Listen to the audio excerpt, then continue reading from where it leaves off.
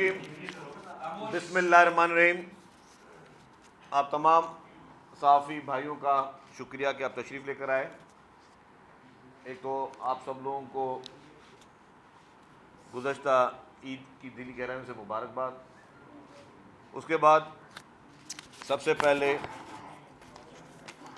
Pakistan peoples party की जानिब से और हुकूमत सिंध की जानिब से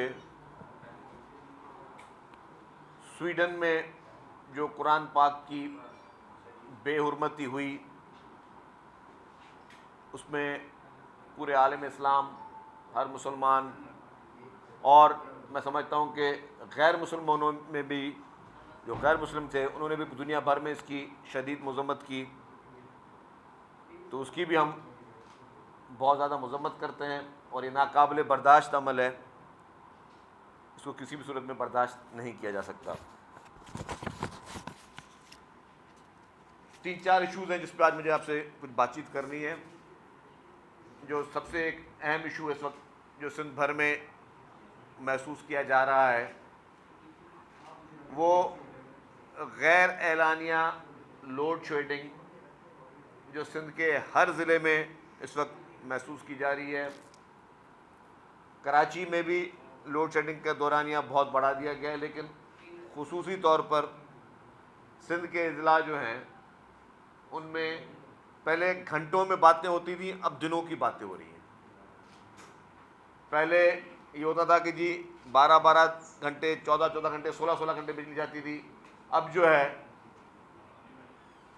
अब ये होता है कि जी 3-3 दिन तक, 4-4 दिन तक वहाँ पे बिजली नहीं है, जिससे जो गर्मी की सब शिद्दत है, उस गर्मी की शिद्दत की वजह से बहुत ज़्यादा प्रॉब्लम फेस हो रही है। और उसके साथ साथ जो आपके इंस्टीट्यूट्स हैं, आपके हॉस्पिटल्स हैं, जहाँ पे हम लोग जनरेटर्स से सारा काम चला रहे हैं, उसमें भी 3-3 दिन तक अगर आप जनरेटर पर चलाएंगे तो वो चीज़ भी जो है वो मुनासिब नहीं है। तो इस तरह के जो शिकायतें हैं वो महसूस हो रही हैं और उसके लिए हम गुजारिश करते हैं फेडरल गवर्नमेंट से, प्राइम मिनिस्टर साहब से गुजारिश करते हैं कि फ़ौरी तौर पर इसका सख्ती से नोटिस लें। आपको पता होगा लास्ट टाइम अभी ईद के दिनों में ही लाड़काना में 3-4 दिन तक लाइट नहीं थी, फिर प्रेसिडेंट आसिफ जरदारी साहब ने उस पर ना सिर्फ नोटिस लिया और फिर उन्होंने सूबाई वज़ीर इम्तियाज़ शेख साहब से कहा, फिर इम्तियाज़ शेख साहब ने जब ज़ाती इंटरेस्ट लिया उसके बाद फिर वो बिजली की बहाली मुमकिन हुई। जो फीडर्स थे वही पूरे उनके गायब थे। 14 टावर जो गड़ी यासिन लतुडेरों के बीच में वो गिर गए थे, वो बहाली मुश्किल हो रही थी। तो ये हमारी अपील होगी कि वफाकी हुकूमत और प्राइम मिनिस्टर साहब खुसूस तौर पर सख्ती से नोटिस लें और जो सिंध के लोग इस वक्त इस अज़ियतनाक ज़िंदगी गुजार रहे हैं इस गर्मी की वजह से और लोड शेडिंग की वजह से, उनमें उनको रिलीफ दिया जा सके। इसके साथ आपने देखा होगा कि चंद दिनों से जमायत इस्लामी बहुत बुरे तरीके से हुकूमत सिंध के ख़िलाफ़ और पीपल्स पार्टी के ख़िलाफ़ मनगढ़ंत प्रोपेगेंडा में मसरूफ़ है। जमायत इस्लामी जिसकी शिकस्त जिसको नसीब हुई, और शिकस्त इसलिए नसीब हुई कि जमायत इस्लामी के पास नंबर्स पूरे नहीं थे। जमायत इस्लामी जो इल्ज़ामात हुकूमत सिंध पे लगा रही है वो पता है कि उनकी सीटें कितनी थी, हमारी सीटें कितनी थी। ये तो नहीं था कि जी हमारी सीटें कम हो और जमायत इस्लामी हारी हो। हमारी सीटें उनसे ज़्यादा थी, उनकी सीटें कम थी। जो पीटीआई के मेंबर्स ने उनको वोट नहीं दिया, वो उन्होंने जमायत इस्लामी के करतूतों की वजह से नहीं दिया, जिसकी कल भी मैं देख रहा था, अखबारों में भी पढ़ रहा था, जो प्रेस कॉन्फ्रेंस पीटीआई के उन मेंबरों ने की है। उन्होंने कहा कि जी हमारी पीटीआई की क़यादत ने भी हमें कहा था कि हम कुछ वजह जमायत इस्लामी के साथ नहीं बैठेंगे। उन्होंने उन क़यादत के नाम भी लिए बैठकर कि हम जमायत इस्लामी के साथ बैठने के लिए तैयार नहीं हैं। तो अगर वोट पीटीआई ने नहीं दिया और आप अपना पूरा नज़ला जो है वो आप गिरा रहे हो पीपल्स पार्टी पे या सिंध हुकूमत पे, तो ये नाजायज़ की बात है। आप देखें कि इस वक्त सवाल ये बनता है कि अल खिदमत फाउंडेशन को जो अरबों रुपए दिए जा रहे हैं वो इसलिए तो नहीं दिए जा रहे कि आप हर जगह पे, हर चौराहे पे, हर गली में आप अपने पोस्टर्स अपनी तस्वीर के साथ डाल दो। इसलिए तो वो लोग चंदा नहीं दे रहे या कुर्बानी खाले नहीं दे रहे कि आप करोड़ों रुपए जो है वो आप सोशल मीडिया पे कैंपेनों में लगाओ। ये सारी चीज़ें मुफ्त में तो नहीं होती हैं। इलेक्शन कमीशन ऑफ पाकिस्तान से मैं गुजारिश करता हूँ कि वो मालूमात करे जमात इस्लामी से कि जी आपने ये करोड़ों जो फिगर आ रही है कि जी अरबों रुपए की आपने पूरी कैंपेनें चलाई, वो पैसे कहाँ से आए आपके पास, वो किस तरह खर्च किए, और किस तरह आप जो है फिर आप क्लेम करते हो लोगों को कि जी हम अल खिदमत फाउंडेशन को चंदा दें, अल खिदमत फाउंडेशन को चंदा दें, ताकि आप फिर अपने आगे अपने इंतखाबात में वो इलेक्शन में कैंपेनें चलानी है। वो तो खिदमत के जज्बे से लोग आपको देते हैं पैसे कि आप किसी गरीब की, किसी बेवा की मदद करेंगे। ये इसलिए तो नहीं देते कि आप जो है वो सिर्फ अपने फ़ोटो जो है उसके पोस्टर्स पूरे शहर में भर दें आप। तो इस पर भी मैं समझता हूँ कि जमात इस्लामी को सोचना चाहिए, उनकी क़यादत को सोचना चाहिए। इल्ज़ाम तराशियों के साथ साथ जमात इस्लामी को निकलना चाहिए, और साथ साथ पे जो कराची के इस वक्त मेयर हैं उनके साथ मिलकर काम करें। कराची के मेयर के साथ मिलकर कराची की तरक्की के लिए, इनके पास अपने टाउन हैं, उनमें उनकी तरक्की के लिए काम करें। बैठें, बातचीत करें हुकूमत सिंध के साथ, एक मैच पे बैठें। हम चाहते हैं कि आपके पास जितना भी मैंडेट है, जिस तरीके का भी मैंडेट है, उस मैंडेट का हम आपका एहतराम करें और उसमें आप मिलकर अपने लोगों की खिदमत कर सकें, हम कराची के लोगों की खिदमत कर सकें। हम पूरे सिंध भर में जहाँ पे हमारे मेयर्स और नाज़मीन जीते हैं वो सब खिदमत में मसरूफ़। आपने देखा कि इस ईद पे आपके पूरे सिंध भर के जो जितने भी मेयर हजरात थे, जितने भी डिस्ट्रिक्ट काउंसिल्स के चेयरमैन थे, उन्होंने बाकायदा निकल के लोगों की खिदमत की है। उन्होंने ये आलाइशें उठाई हैं बैठकर, उन्होंने सफाइयाँ सुथराइयों को देखा है, उन्होंने पूरे इंतजामात को देखा है। मतलब जब सब ईद मना रहे थे तो हमारे मुंतखब नुमाइंदे पाकिस्तान पीपल्स पार्टी के वो ईद नहीं मना रहे थे, वो अवाम की खिदमत कर रहे थे, अवाम के लिए ज़िंदगी आसान बनाने की कोशिश कर रहे थे। तो ये जज्बा होता है कि किसी भी पॉलिटिकल पार्टी का जो ग्रॉस रूट पे जो लोग वोटों पे यकीन रखते हैं, तो हम तो खिदमत पे यकीन कर रहे हैं। तो हम ये गुजारिश करते हैं कि जमात इस्लामी भी जो है वो साथ मिलकर काम करें। इल्ज़ाम तराशियाँ बहतानबाजियों का सिलसिला बंद होना चाहिए। अब एक दूसरे पर झूठे बातें करने का, इल्ज़ाम लगाने का, इससे पहले आपसे पहले भी बहुत सारे लोगों ने इल्ज़ाम लगाए, फिर आपने देख लिया कि इन इल्ज़ामात के बाद जो आज जमात इस्लामी लगा रही है, जमात इस्लामी को सिंध भर में सूबाई असम्बली में 1 सीट मिली, पीपल्स पार्टी इस वक्त 100 सीटों पे बैठी हुई है।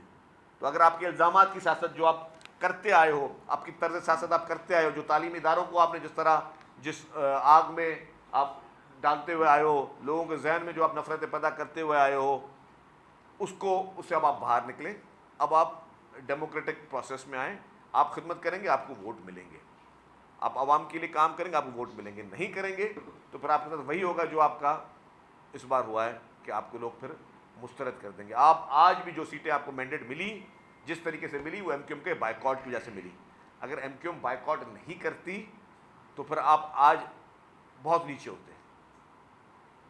लेकिन आज आपको अगर थोड़ा बहुत अल्लाह का शुक्र करना चाहिए और एमक्यूएम की क़यादत का शुक्रगुजार होना चाहिए, जिसकी वजह से आप आज किसी चीज़ को क्लेम करने के लिए भी काबिल हो, वरना ये क्लेम भी आपका कहीं नहीं होता। तो साहब हमारे इत्यादि बन के हमारे साथ ही बोल रहे थे कि यार हमें कोई 1 टाउन दे दो, 2 टाउन दे दो। तो ये चीज़, इसके बाद कल आपने देखा कि तहरीक इंसाफ के चेयरमैन की एक आई कि जी उन्होंने हाई कोर्ट में चीफ जस्टिस साहब पे अदम एतमाद का इजहार किया कि ये बेंच उनको पसंद नहीं है। इससे पहले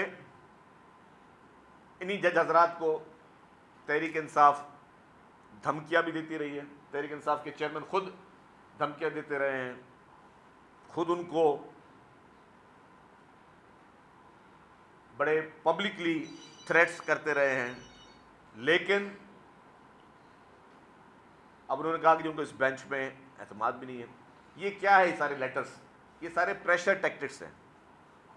जुडिशरी को अंडर प्रेशर लाना चाहते हैं। जिस तरह गुंडागर्दी के ज़रिए उन्होंने कोशिश की कि पूरे मुल्क को यरगमाल करें, पूरे मुल्क को अपने काबू में लेकर आएँ, सोशल मीडिया पे लोगों को यरगमाल करें, सोशल मीडिया के ज़रिए अपने मुल्क के सियासतदानों के ख़िलाफ़, अपने मुल्क की जुडिशरी के ख़िलाफ़, अपने मुल्क के अहम इदारों के ख़िलाफ़ जिस तरह कैंपेनें चलती रहीं, अब उन जज हजरात पे भी प्रेशर रखने के लिए कि जी हमें आप पे एतमाद नहीं। और फिर आपने देखा उस प्रेशर का नतीजा कि आज उनको एक रिलीफ भी मिला है एक जगह से। तो ये उनके प्रेशर टैक्टिक्स काफ़ी हद तक कामयाब भी हो रहे हैं कि हर आदमी डरता है कि जी शायद मेरे खिलाफ ट्रोलिंग ना स्टार्ट हो जाए, मेरे खिलाफ गालियाँ देना ना शुरू कर दें। सोशल मीडिया पे अगर हज़ारों अकाउंट से मेरे खिलाफ कोई ट्रेंड्स चलना ना शुरू हो जाएं, गालम गलूचना शुरू हो जाए, तो उसके प्रेशर में ये प्रेशर टैक्टिक्स लगता है कि कहीं हद तक उनकी कामयाब हो रही है। लेकिन आप देखें क्या इंसाफ के तकाजे पूरे हो रहे हैं? पाकिस्तान का, दुनिया का कौन सा शख्स ये कहता है कि जी जिन तोशाखाना पे आपने नैब में मुकदमा बनाए हुए थे साबिक हुक्मरानों के खिलाफ, जिनके पास वो चीज़ें मौजूद हैं, जो ओन करते हैं कि हमने लीगल प्रोसेस से लिए, और एक झूठा मक्कार शख्स, एक फ्रॉडिया शख्स, एक 2 नंबर शख्स जो कि हमारे अहम दोस्त ममालिक की घड़ियों को, कीमती घड़ियों को जिस तरह उसने बेचा और झूठ बोला, झूठी रसीदें दिखाई कि जी मैंने इस्लामाबाद में फलाने बंदे को भेजा, उसने बोला जी मैंने तो बेची नहीं है, मैंने तो खरीदी नहीं है, और पता चला जी कि वो दुबई में किसी शख्स ने खरीदी है।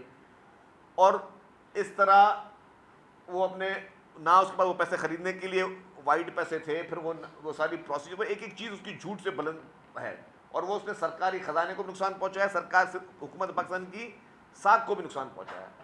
उस शख्स के खिलाफ मुकदमा था, तो कहा गया कि आज कि जी वो मुकदमा वो काबिल समाअत था या ना था, मैंने अभी डिटेल ऑर्डर नहीं पढ़ा है, बट जितना मैंने